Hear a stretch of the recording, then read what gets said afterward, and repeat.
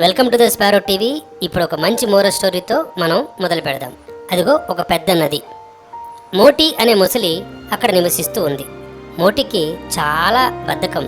రోజంతా నీళ్లలోనే పడుకొని తినడం తప్ప ఇంకేమీ చేయదు. ఏమొచ్చినా తన దగ్గరకు వచ్చిన తర్వాత అలా గపక్కన లాగేసి తినేసి అలా పడుకుంటూ ఉంటుంది. ఆ దగ్గరలో ఒక చిన్న చెట్టు ఉంది. ఆ చెట్టు దగ్గర చిట్టి అనే ఒక చిన్న ఉడత. ఈ చిట్టి అనే ఉడత ఈ ముసలిని ఎప్పుడు చూస్తూ ఏమిటి ఇంత బద్ధకంగా ఉంటాడు ఇతను అనుకుంటూ ఉంటుంది. చిట్టి చాలా చురుకుగా అటు ఇటు తిరుగుతూ ఎప్పుడు చాలా బిజీగా రకరకాల పనులు చేస్తూ ఉంటుంది. ఆ తర్వాత చిట్టి అనే ఈ ఉడత ఎగురుకుంటూ కొన్ని ఫ్రూట్స్ అనే రకరకాల కాయలు అవన్నీ దాచుకుంటుంది.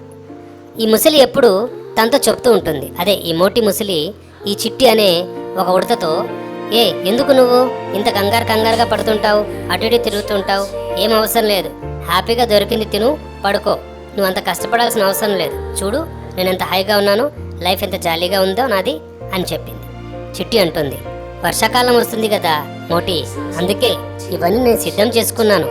ఎందుకంటే వర్షాకాలంలో వర్షాలు పడతాయి, చెట్లు పడిపోతాయి, నాకు కావలసిన పండ్లు దొరకవు, అందుకే ముందుగానే ఆలోచించుకొని దాచుకుంటున్నాను అని చెప్పింది చిట్టి అనే ఈ ఉడత. దానికి మోటి, నేను చూడు రాజాలా బతుకుతాను, నేనెప్పుడు రేపటి గురించి ఆలోచించను, నేనెప్పుడు ఉన్నదానితోనే తినేసి హ్యాపీగా పడుకుంటాను అని చెప్పింది. ఆ తర్వాత అక్కడ ఒక కోతి వచ్చింది. బంటి అనే కోతి అక్కడికి వచ్చి, నది అవతల చాలా పళ్ళున్నాయి, ముఖ్యంగా అరటిపళ్ళు అంటే నాకు చాలా ఇష్టం అని చెప్తుంది. అప్పుడు ఏదైతే ఈ ముసలి ఉందో మోటి కళ్ళల్లో ఒక్కసారి మెరుపు వచ్చింది. చూసి, అరటిపండ్ల, వెంటనే వెళ్దాం పదా, కానీ నది దాటాలంటే ఎవరో ఒకళ్ళు నాకు దారి చూపించాలబ్బా, నన్ను ఎవరో ఒకళ్ళు అలా నెట్టుకెళ్తే తప్ప నేను రాలేను అని చెప్పి చాలా బద్ధకంగా మాట్లాడింది. అప్పుడు చిట్టి అనే ఆ ఉడత, సరే నీ బద్ధకానికి జోహాలరా బాబు, నేను దారి చూపిస్తాను పద, దాదా నాతో పాటు రా అని చెప్పి అలా దారి చూపించుకుంటూ వెళ్తుంటే సడన్గా మోటి అనే ముసలి బురదలో ఇరుక్కుపోయింది. అప్పుడు, అయ్యో నేను ఇక్కడ ఇరుక్కుపోయాను, ఇప్పుడు నేనేం చేయాలి అంటుంది. కోతి చూసి నవ్వి, నువ్వు ఇరుక్కుపోతే అయ్యో నేను ఇరుక్కుపోయానంటావేంటి, నువ్వు ధైర్యంగా ప్రయత్నం చేసి బయటకు రావాలి కదా, అది కూడా బద్ధకమేనా అని చెప్పి కోతి నవ్వింది. మోటి ప్రయత్నం చేస్తుంది, బయటకు రాలేకపోతుంది, కానీ ఇంకా లోపలికి వెళ్ళిపోతుంది. తన బద్ధకం తనని ఇలా లోపలికి తీసుకెళ్ళిపోతుందో చూసావా అని చెప్పి ఆ ఉడత కోతి రెండు మాట్లాడుకుంటున్నాయి. తర్వాత మోటి అనే ముసలి లోపలికి ఇరుక్కుపోతూ, నన్ను కాపాడండి, ఏదో ఒక ప్లాన్ చేయండి, నేను ఇరుక్కుపోయాను, నేను ఇంకా లోపలికి వెళ్ళిపోతున్నాను అని అంది.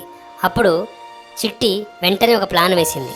అదే ఉడత చాలా యాక్టివ్గా ఉంటుంది కదా పిల్లలు, అందుకే ఉడత ఏం చేసిందంటే కోతికి ఒక విషయం చెప్పింది. కోతి కూడా సరే అంది.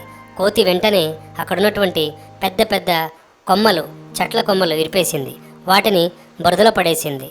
ఆ తర్వాత చిట్టి మెల్లగా రా ఇప్పుడు రా అని చెప్పి తను ఎట్నుంచి వెళ్ళాలో గైడ్ చేసింది. మోటి చాలా కష్టపడి ఎట్టకేలకు ఒడ్డున పడింది. చాలా సిగ్గుపడుతుంది, చాలా బాధపడుతుంది. మోటి ఇలా అంటుంది, చిట్టి నువ్వు చాలా చిన్నదానివి, ఏం చేయలేవు అని చెప్పి నేను నా శరీరాన్ని చూసుకుని నేను గర్వపడ్డాను, నేను తప్పు చేశాను అని అంది. అప్పుడు చిట్టి నవ్వుతూ, పెద్ద శరీరం ఉంది కదా అని చెప్పి ఎప్పుడు గొప్పలు పోకూడదు తెలుసా, తెలివితేటలు చురుకుదనమే మనల్ని గెలిచేలా చేస్తుంది అని అర్థమైంది దానికి ఇప్పటికైనా అని చెప్పింది చిట్టి. అప్పుడు మోటి తల ఊపుతూ, అవును, ఈ రోజు నుంచి నేను బద్ధకం మానేస్తాను చిట్టి, నువ్వు అన్నట్టే నీతో కలిసి పనిచేస్తాను, నాకు ఇప్పుడు ఆ చురుకుదనం అంతా నీ నుంచి నేర్చుకుంటాను, నేను ఎప్పుడు ఇక బద్ధకం చేయను అని చెప్పింది. కొన్ని రోజుల తర్వాత చిట్టి దగ్గరకు వచ్చింది. ముసలి ఎలా పడుకుంది. ఏంటి మళ్ళీ బురదలు ఎరుక్కున్నావా అని చెప్పింది. అయ్యో కాదు, నేను మామూలుగానే కొనుక్కు తీస్తున్నాను, బద్ధకంతో కాదు, పద ఏం పని ఉంది ఆ పని చేద్దాం అనుకున్నారు.